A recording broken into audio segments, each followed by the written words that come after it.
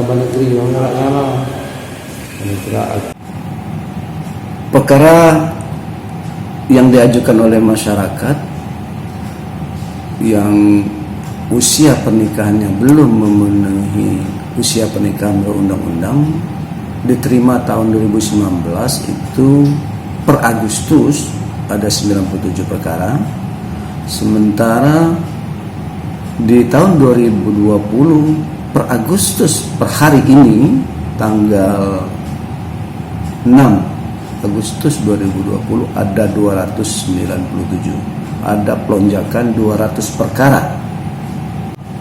Kenapa begitu melonjak? Karena pertama dampak dari perubahan undang-undang perkawinan dari sebelumnya usia pernikahan 16 tahun bagi perempuan sekarang naik menjadi 19 tahun, sehingga itu salah satu penyebab dari melonjaknya dispensasi nikah. Tentunya kita tidak bisa menyalahkan undang-undang karena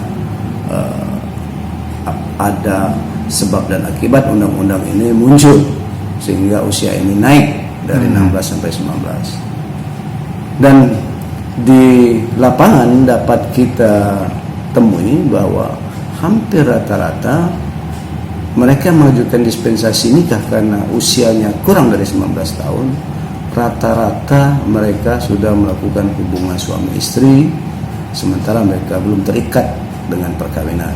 Dan tidak sedikit juga si perempuan itu dalam keadaan mengandung. Karena KUA pasti menolak pernikahan mereka. Harus ada penetapan dari pengadilan agama, baru KUA berani menikahkan. Diterima oleh pengadilan agama Sekayu. Paling banyak itu wilayah mana? Nah, aja. Kota Lubuk Linggau. Tapi ini tidak homogen masih.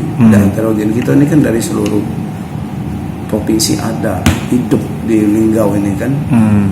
Jadi kemungkinan besar memang data belum kami dapatkan secara rinci, tapi secara garis besar baik perceraian maupun dispensasi nikah itu paling banyak untuk wilayah Kota Lubuk Linggau.